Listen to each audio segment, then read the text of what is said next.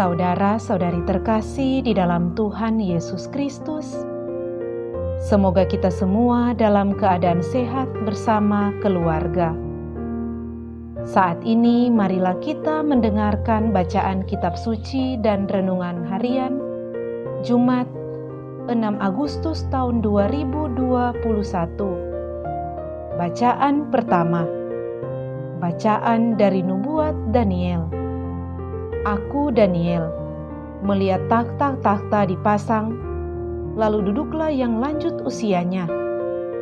Pakaiannya putih seperti salju, dan rambutnya bersih seperti bulu domba. Tahtanya dari nyala api, roda-rodanya dari api yang berkobar-kobar. Suatu sungai api timbul dan mengalir dari hadapannya. Beribu-ribu melayani dia, beratus-ratus ribu berdiri di hadapannya. Lalu duduklah majelis pengadilan dan dibukalah kitab-kitab. Aku terus melihat dalam penglihatan itu, tampak dari langit bersama awan gemawan, seorang serupa anak manusia. Ia menghadap dia yang lanjut usianya itu, dan ia diantar ke hadapannya.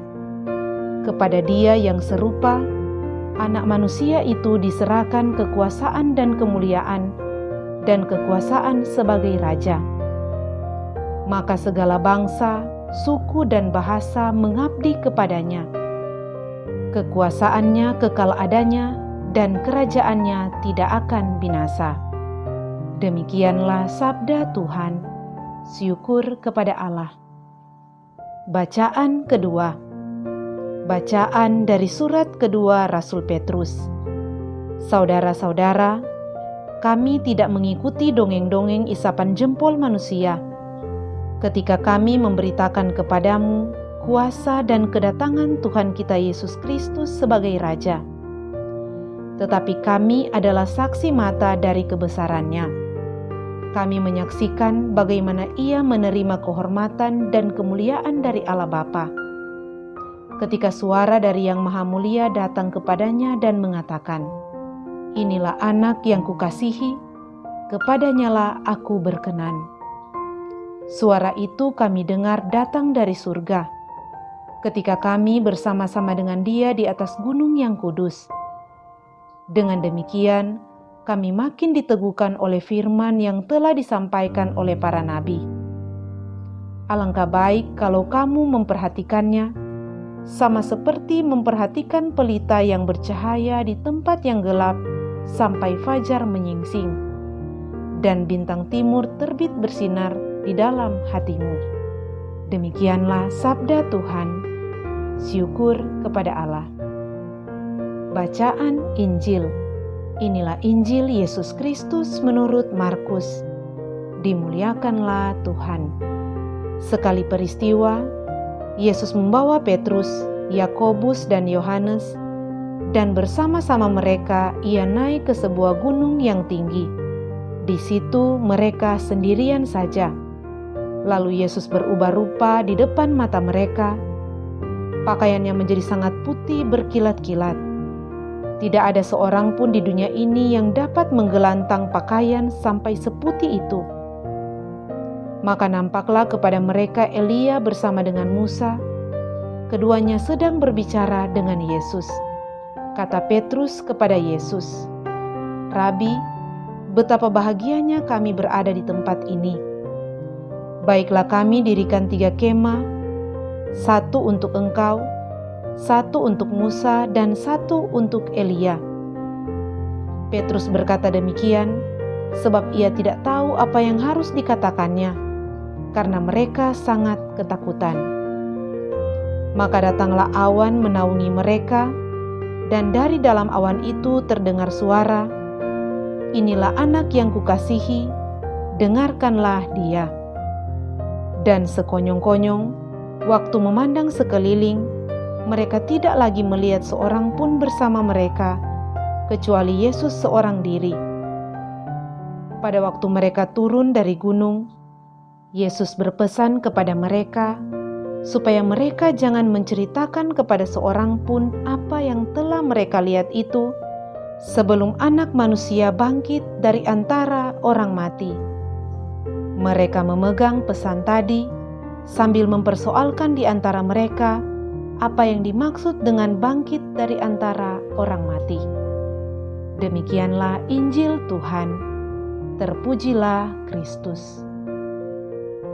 Saudara-saudari terkasih di dalam Tuhan Yesus Kristus, renungan kita di saat ini diberi judul Memandang Yesus dan Kemuliaan-Nya. Saudara-saudari terkasih, pada hari ini seluruh gereja Katolik merayakan pesta Yesus menampakkan kemuliaan-Nya di atas sebuah gunung yang tinggi. Pesta ini sering disebut juga dengan nama Transfigurasi. Perayaan ini sebelumnya sangat populer di gereja Timur. Di gereja Barat atau gereja Katolik, perayaan ini resmi dirayakan secara liturgis pada tahun 1457. Saudara-saudari terkasih, pada bacaan atau renungan sebelumnya, dikisahkan di dalam Injil tentang pertanyaan Tuhan Yesus kepada para murid-Nya tentang siapakah Dia menurut kata orang dan menurut pandangan murid-murid-Nya. Rasul Petrus menjawab pertanyaan Tuhan Yesus itu dengan berkata, "Engkaulah Mesias, Anak Allah yang hidup." 6 hari setelah Petrus mengakui imannya dan Yesus sendiri memberitakan misteri Paskahnya, Ia membawa 3 murid-Nya, yaitu Petrus, Yakobus, dan Yohanes, mendaki sebuah gunung yang tinggi dan mereka sendirian saja. Dalam tradisi gereja, Tabor adalah nama gunung di mana Yesus bersama ketiga murid-Nya ini berada dan Tuhan Yesus menampakkan kemuliaan-Nya kepada mereka. Dalam Injil hari ini dikisahkan, Tuhan Yesus berubah rupa di depan mata para murid-Nya. Pakaiannya sangat putih berkilat-kilat. Tak seorang pun di dunia ini yang memiliki pakaian seperti Tuhan Yesus. Penginjil Matius bersaksi bahwa wajah Tuhan Yesus bercahaya seperti matahari dan pakaiannya menjadi putih bersinar seperti terang. Kemuliaan Tuhan Yesus ini semakin jelas dengan hadirnya 2 wakil para nabi dalam kitab Perjanjian Lama, yaitu Musa dan Elia, yang sedang berbicara dengan Tuhan Yesus. Musa dengan kitab Tauratnya, di mana sudah mulai ada nubuat-nubuat tentang Yesus Sang Mesias. Elia mewakili para nabi, dan dialah juga yang dinantikan oleh umat Israel, bahwa Ia akan datang kembali sebagai Mesias. Saudara-saudari terkasih, dari penampakan kemuliaan Tuhan Yesus ini kepada ketiga para rasul, pada dasarnya Tuhan Yesus mau mempertegas identitas dan tugas perutusannya di dunia ini sebagai penyelamat. Dialah Mesias dan satu-satunya juru selamat dunia. Tuhan Yesus juga mau meneguhkan hati para rasul supaya iman mereka tidak goyah ketika akan menyaksikan kesengsaraannya. Tuhan Yesus yang menampakkan kemuliaan-Nya berarti Ia sungguh-sungguh memperlihatkan keilahian-Nya.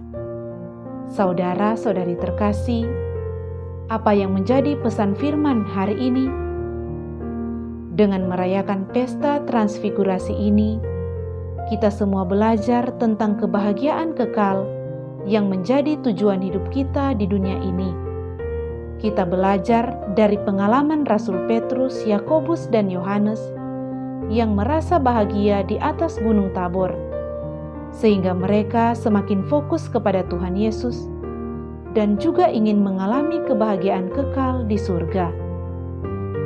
Kita ingat kata-kata Rasul Paulus, "Apa yang tidak dilihat oleh mata, tidak pernah didengar oleh telinga, dan tidak timbul dari hati manusia, semua disediakan Allah bagi mereka yang mengasihi Dia." Marilah kita ikut masuk dalam awan-awan dan mengikuti Musa dan Elia berbicara dengan Tuhan Yesus dari hati ke hati.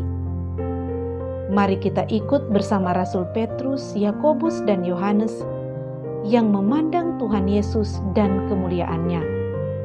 Kita juga punya kerinduan untuk mengalami hidup yang kekal di surga kelak.